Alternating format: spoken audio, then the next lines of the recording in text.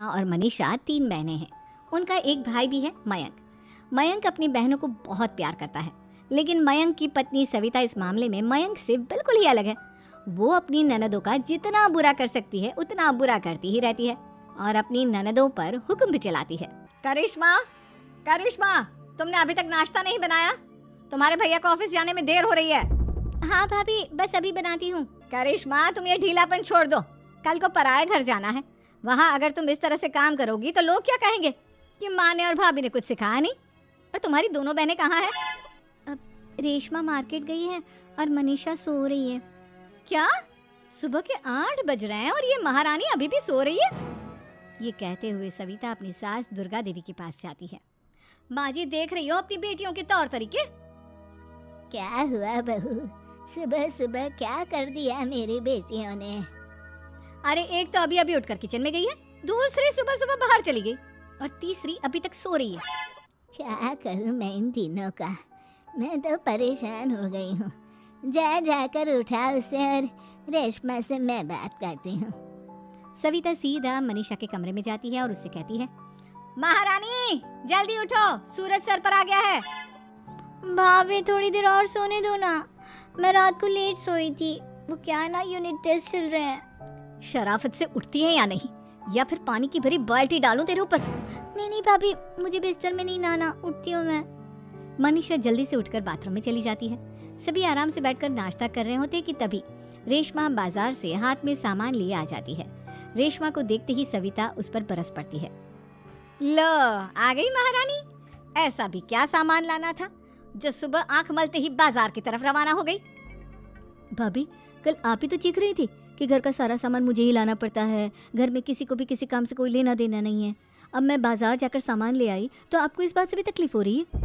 देख रही हो माँ जी, अपनी बेटी की जुबान कैंची से भी तेज चलती है। और मयंक, आप तो कुछ कहेंगे नहीं अपनी लाडली बहन को। रेशमा, अपनी भाभी से ऐसे बात नहीं करते, चलो माफी मांगो। भैया, मैं क्यों माफी मांगू? आप भाभी से बोलिए ना कि हम पर कम हुक्म चलाया करे। हम इस घर की बेटियां हैं और आपकी पत्नी की ननद है, नौकरानी नहीं। लो कर लो बात, इनकी भलाई के लिए कुछ भी बोलो तो इन्हें बुरा लग जाता है। इस घर में यही इज्जत है मेरी। देख लो माँ जी, आपकी बेटी किस लहजे में मुझसे बात कर रही है। सविता वहाँ से चली जाती है। मयंक को बहुत गुस्सा आता है, वो भी वहाँ से चला जाता है। फिर करिश्मा रेशमा को समझाती है, रेशमा, तुम्हें भाभी से माफी मांग लेनी चाहिए थी ना। लेकिन दीदी, मैंने कुछ किया ही नहीं, तो मैं माफी क्यों मांगू? हाँ करिश्मा दीदी, रेशमा दीदी जैसे ही घर में आई भाभी ही उन पर चिल्ला रही थी। हाँ, मैं मानती हूँ कि गलती भाभी की थी। मैं तो इसलिए बोल रही हूँ कि भाभी ने माँ को तो पूरी तरह अपने वश में कर लिया है। वो हमारी बात सुनती ही नहीं। मयंक भैया हमारे लिए हमेशा खड़े रहते हैं, इसलिए उनकी बात का मान तो तुम्हें रखना चाहिए था ना।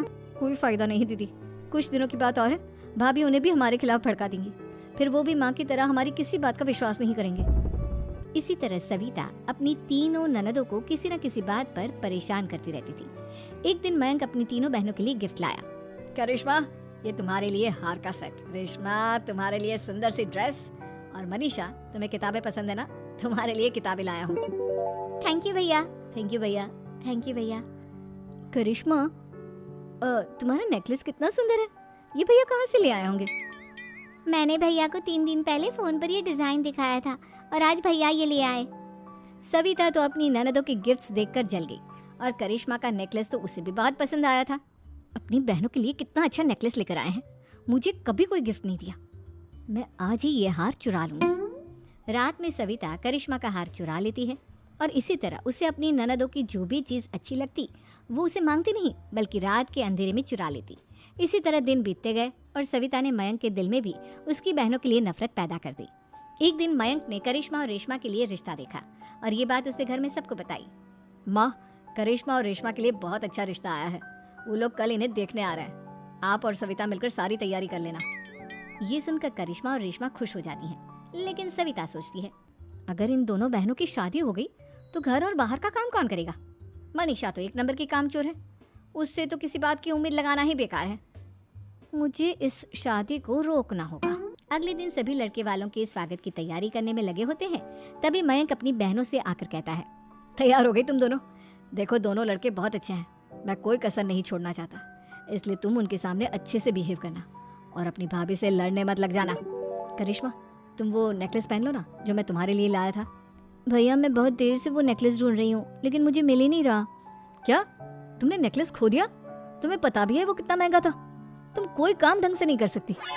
मयंक गुस्से में वहां से चला जाता है।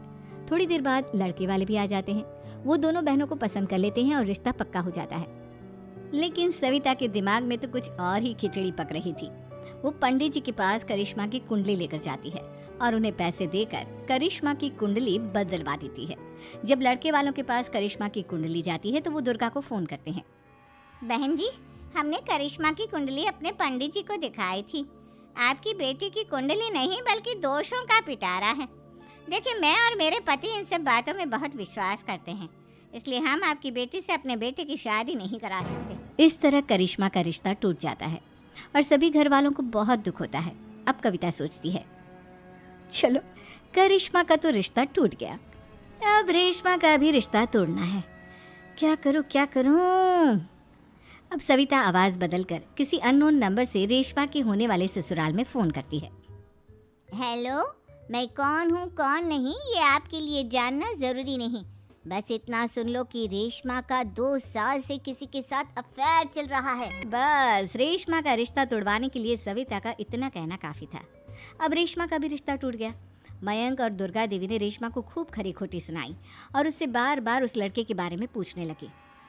आप दोनों मुझे क्यों परेशान कर रहे हो? अरे कोई लड़का होगा मेरी लाइफ में तो मैं बताऊंगी ना।